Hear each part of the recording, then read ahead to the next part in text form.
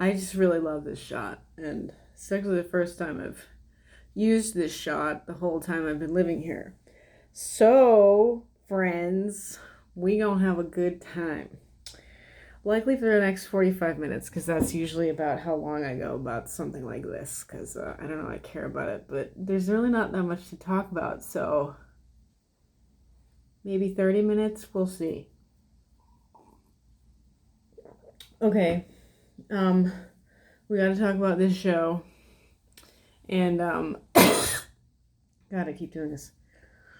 Keep drinking water too quickly and coughing. Anyway, we gotta talk about this show because it's one of those shows that everyone just got really obsessed with. That was super popular from the jump. I actually came into it quite late. I only started watching the show like 2 weeks ago, so I'm a little bit out of the loop. I'm also a little bit out of the loop because I never played the game. I'm not really a gamer. I don't do the video games thing. I'm not 14, but anyway, didn't play the video game, so I didn't know I didn't really know the source material. I had some idea, like an inkling about it, before I watched this. But I have a friend who played the game, and she was very familiar with the game. So she knew more about it than I did, and I got a little bit better insight talking to her about it. But I didn't really need her insight talking about it because I could tell where they were going with the show. I could tell a lot of the things that they were doing differently with the show than with the game.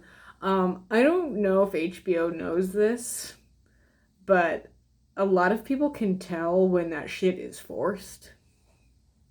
Especially when it comes to an interpretation of an outside source like a video game. Like, I wish I knew the main CEO of HBO, but I don't know that off the top of my head, because if I did, I'd say your name right now, and I would also tell you, I don't know what the fuck you're doing not being able to speed up videos, because most places, YouTube, Netflix, I don't know if it's on Hulu, I don't watch Hulu anymore, most places allow you to speed the video up. Because a lot of us have better things to do than watch masturbation stations of like cool shots of broken cars. I don't know about that. I don't know about y'all, but I have better things to do than watch that. Why don't I just tell you what a masturbation station is? I think I've talked about it before, but I'll talk about it now. Okay. So masturbation station is, by the way, HBO helped me to coin this term, so you're welcome. A masturbation station is when we have a movie, a show, even a commercial, but it's more likely going to be done on a movie or a show, where we have this cool action happening, this cool scenery happening, but the actual scene itself likely doesn't add a lot to the plot, nor does it give us important character development, nor does it really establish the world, because we've already established that. Sorry, my clock's talking. She's going to talk real long, because it's 11 o'clock. Donna. 1, 2, 3, 4, 5.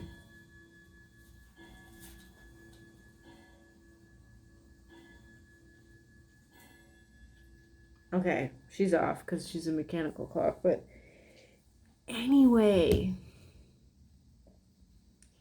a masturbation station. There are a lot of them in Game of Thrones, first of all.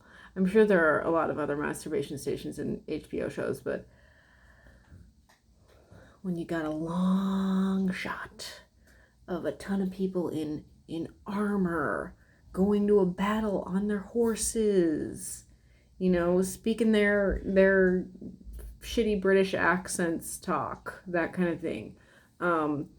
When we're showing, extravagant costumes or extravagant sets for extended periods of time, and It's honestly, I see why people get caught up in this. I really do, because I'm sure it's a lot of fun for the director. It's a lot of fun for the set designers. It's a lot of fun for the costume people. These are also extremely high production, high value shots. Okay. They, like, literally, you're looking at $2 million plus in like one shot. But anyway, it's really fun for the actors. Everyone wants to shoot it, right? It's super fun to watch, super fun to create. But ultimately, when you put that shit in the show, you likely could have cut it down to like maybe 3 seconds instead of making it 30, or instead of making it 25, or instead of making it even like 15 seconds. But people like doing this shit, and that's why I call it a masturbation station, because these directors, who are all male, mostly, are just there like, oh yeah, look at so and so, she's in her costume and he's in his costume, and there's no character development going on here, but I'm spending so much money, this is so awesome. You guys understand my meaning. That was rather graphic. Maybe I should put a warning.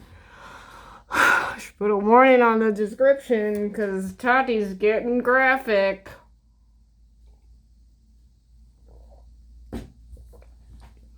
There are a lot of masturbation stations in The Last of Us. We are 6 minutes in, and that's the first time I'm saying the title. I wanted to like this show. I did kind of like this show. I watched all 8 episodes, so I liked it that much. But I could tell that there was a lot of bullshit going on. I could tell that there was a lot of masturbation stations happening. And I could also tell that you changed it a lot from the game, and I didn't even play the game, but I could tell that you did that just because of how forced a lot of the things in the show are. I just want to tell all of you, in episode 7, 2 malnourished men successfully move a grown horse into a garage, and that's not possible, because the average horse weighs 2,000 pounds. And if you're not malnourished, 2 grown men still can't move a dead horse that fucking far. Unless you chopped it up. And these men were also really malnourished. So why the fuck wouldn't you eat a dead horse? Horses would be a real precious commodity in a post-apocalyptic world with no electricity and no cars, etc., right? So you would not, under any circumstances, be trying to waste a horse. But anyway, I could tell that, I didn't really like how Ellie was written. Honestly, I really didn't. I felt like she was more like an adult than a 14-year-old. I know she was supposed to be 14, but she behaved a lot more like an adult. Even if you're a real badass kid who, grew up in a fucking scary military base with, practically zombies running around everywhere, like, you're still going to be a 14-year-old kid, and you're still going to fuck up, and you're still not going to be confident, and you're still going to be weird, and you're still going to be in puberty, and you're still going to be unsure of yourself. And I felt like Ellie, I'm so sorry, I can't remember her name. I don't even think I learned it. The gal who plays Ellie. She was like too confident, she swore too much, and I could tell that they changed her a lot from the game, and I didn't even play the game. Okay, I could tell. I am not sure what was going on with Pablo Pascal. Okay, I don't know. But my friend sent me vids of like side-by-side comparisons of the game versus the show, and like, wow, Joel in the game was so hot. He was so hot. Like, my little single heart just beats for a video game character. Anyway, he was really sexy in the movie. In the show. He was I'm fucking up. He was really sexy in the game. Really, really hot, knew what he was doing, assertive, masculine guy, right? Pablo Pascal was not those things. And I don't know if it was because he didn't want to be there. I don't know if the writing was kind of shitty, because the writing was kind of shitty, like, let's face it. So he didn't have a lot to work with. I don't know. I just don't really know what the deal was, because he was really hot in The Mandalorian. However, he was like wearing a helmet 95% of the time in that one. I think I kind of got the vibe that he more wanted to be there, though, for Mandalorian. But anyway, there was one part where I didn't look back into this because I didn't fucking feel like it, but this was when, oh my god. I honestly feel like almost every episode, every hour-long episode or so, 45-minute long episode, right? I feel like they were just, the 45 minutes was an entire masturbation station, honestly. Like, I was gonna say the episode where he goes to the town in Wyoming to meet his brother. I felt like that whole episode was a masturbation station. I felt like they just went on and on and on, like discussing the politics of the town, showing the animals that are at the town, showing the brother's wife who's at the town. I was like, she can't have been a really big character in the game. And sure enough, I asked my friend and I was right. Because her character was like not fleshed out, and I knew they made her be pregnant because they wanted to add something to the show. Pissing me off. Let's talk about that for a second, because I just watched the last episode. God, I'm good. Look at this shit. You see that? Fuck. Hire me, HBO. Anyway. I fucking hate birth in television and movies. I hate it. It's horrible. It's inaccurate. It looks shitty. I know they're doing it for a literal masturbation station, and that one is not so covert, and that one is extremely sexual. Okay? And I hate it that women even agree to do them. They're so demeaning and they're so disgusting. And we wasted 14 minutes of the last episode of the first season of The Last of Us on the birthing scene of Ellie. Like, miss me with that shit. Fuck off.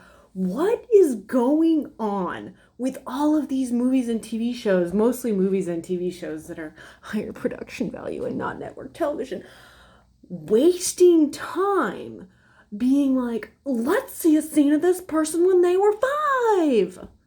Let's see a scene of this person when they were 11. Let's see a scene of this person being born. Even though it adds nothing to the plot and we're wasting everyone's time. Why?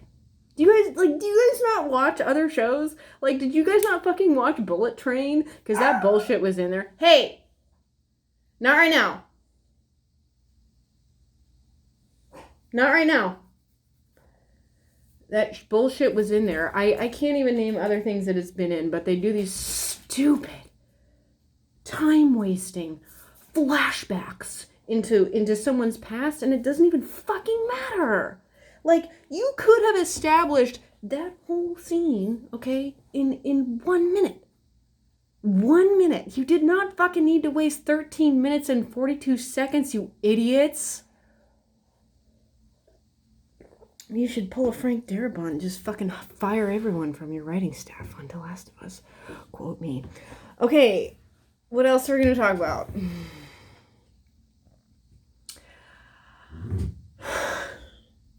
I could tell that in the game, Ellie and Joel had a good relationship.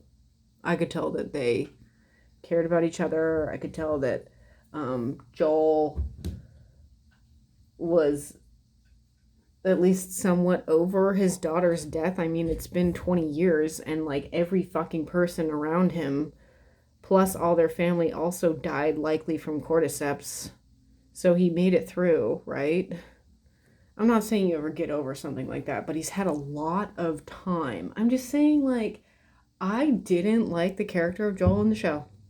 I didn't like him. He was overly stoic. He was overly like emotional, withholding emotions. And you know what the thing is though is that you can make these like really like masculine tough guys, and you can show that they do have emotions in like very subtle ways, right? Or you can show that they do care in very subtle ways.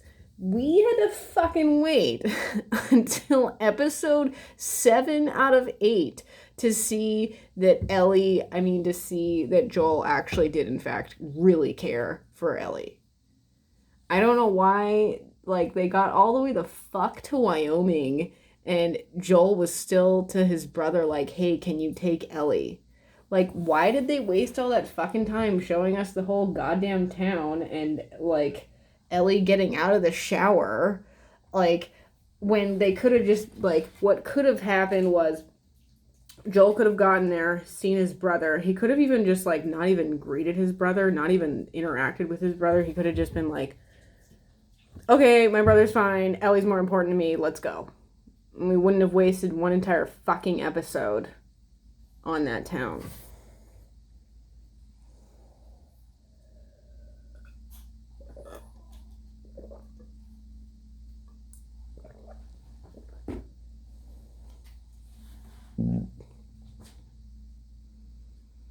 I feel like I had more to say about the show.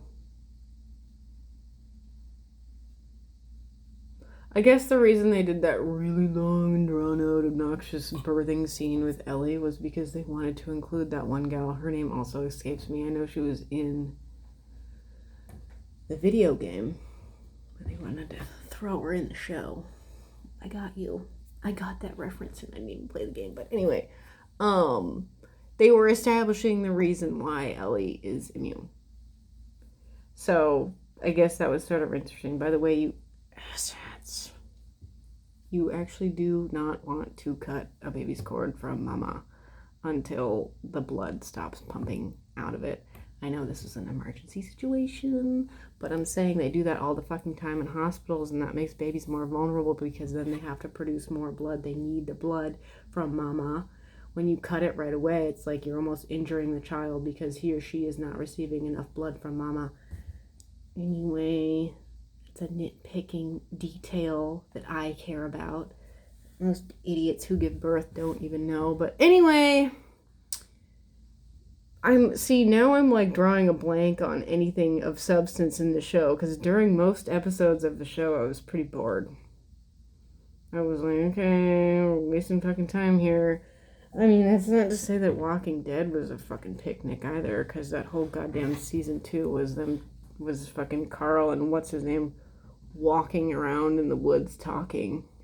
Also wasting my time. I'm just saying, like, I'm kind of surprised, like, how downhill HBO has gotten. I was telling my friend who's 7 years younger than me, the one who had played the video game, I was like, babe, did you know that HBO used to be really innovative? HBO used to be doing things that all the other regular basic cable network channels weren't doing. And she was like, really? And I was like, yeah, you used to have to pay extra for HBO. You used to have to do some I don't know what it was. I was too young and my parents didn't pay for HBO. Okay, we only had basic cable.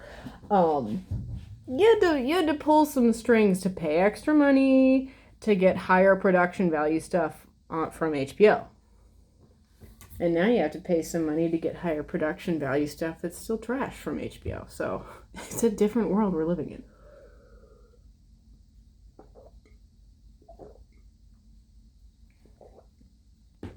Right, we got 20 minutes.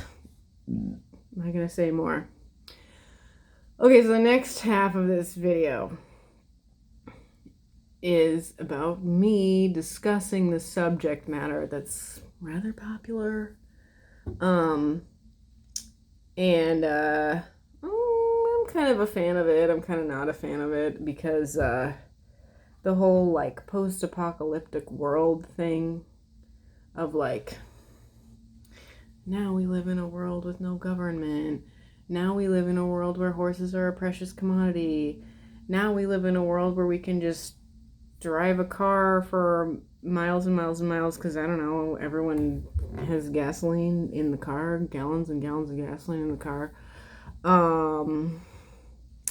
Just that, the premise, okay, of a post-apocalyptic world. And then we also have these people who are like preppers and just, I call them doomsdayers, honestly. They're people who are like really obsessed with like the doom of living in a post-apocalyptic world, of living in a world that global warming, that climate change has just claimed, that kind of thing. I'm talking about that. I get why it's appealing for something like a movie or a TV show. That's all in good fun, right? I actually learned in sociology that when stories like that are popular, so okay, it's actually the opposite of what you think. Okay, so if we have stories where things are going quite well, those can be popular. We have these like really ideal worlds, right? But then we also have these really not ideal worlds where things are going very badly and things are very scary. So things are good here, things are futuristic and great here. We're using technology to the best of our ability. And then, we have this other world where things are doing badly. We got to rely on horses and outdated canned goods. That kind of thing. But so wouldn't you assume with those two types of stories that, like, if things are bad in our world, that we would be focused on these bad stories, and if things are good in our world, then we would be focused on these good ideal worlds, right? It's actually the opposite. It's actually flipped. So when things are good with us, we are actually focused on bad environments, like post-apocalyptic scary environments, because I don't know. I get that's just how the and when things are bad, we're focused on the really good things. It's hard to describe, and I'm guessing that's because when things are all rosy and awesome and great, we want to discover problems to create it. We want to create problems, we want to discover problems, and we want to solve them, or we want to see people who are in worse situations than us, going through whatever it is that they're going through. I'm not describing this well, but I did my best. Anyway, I fucking hate doomsdayers. I'm so sick of that shit. Y'all probably got that vibe in my recent video, I Believe In, because I hate that shit. It is stupid and it is religious. And even if you're coming at it from a religious perspective, a Christian one, because that's what I'm familiar with, morons, in the Bible, it says that Jesus ain't coming back. He's coming back when no one expects it. That's when he's coming back, okay? So no one has to be expecting it in order for him to come back. When we have all these dipshits running around stocking up freeze-dried pizza and yelling about the rapture, Jesus ain't coming, okay? He ain't. Not in that context.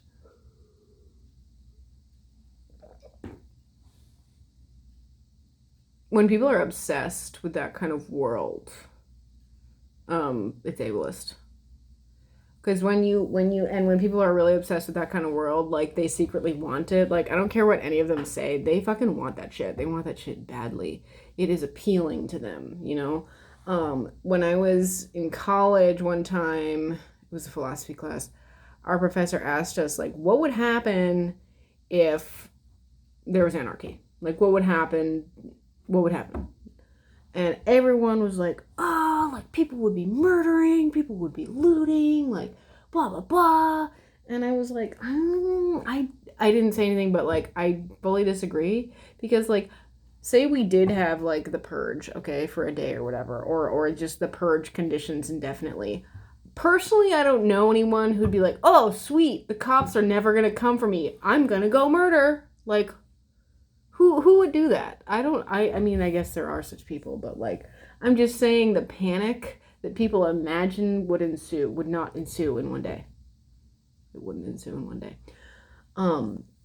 Yeah, so it's ableist because there are people who desperately need electricity in order to maintain life. There are people who desperately need, insulin in order to maintain life. There are people who desperately need medication in order to maintain life.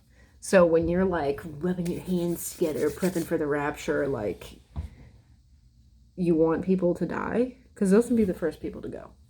Sorry, they would. So you're saying like, you're basically just saying like, yeah, fuck disabled people. That's so fucking rude. I don't want to hear that shit ever. I don't want to hear that shit ever. Okay? I really, really, really, really, really, really, really, really, really don't. And speaking of which, if you idiots haven't fucking noticed by now, if there were to be an apocalypse, people like me, someone like me,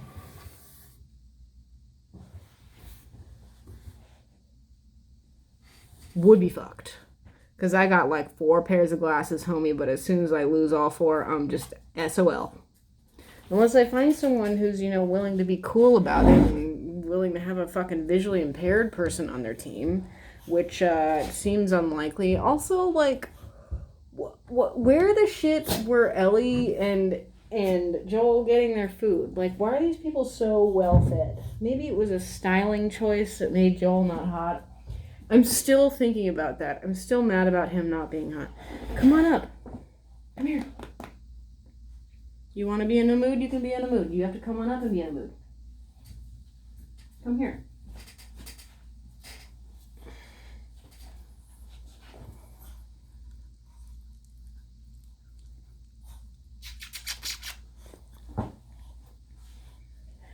I don't like people who are obsessed with the rapture. I don't like doomsdayers, and I don't entertain them. And isn't it just like kind of mentally ill to like be preparing for that all the time? I've also noticed that these people are really agoraphobic. Check, please. Not right now, Booger. I'm doing a vid. Can you just wait 1 minute? He wants to play. Okay, you know what? I gotta go play with my dog. Sorry I couldn't have been more articulate. Sorry I couldn't have delved more into this topic, but HBO, hit me up.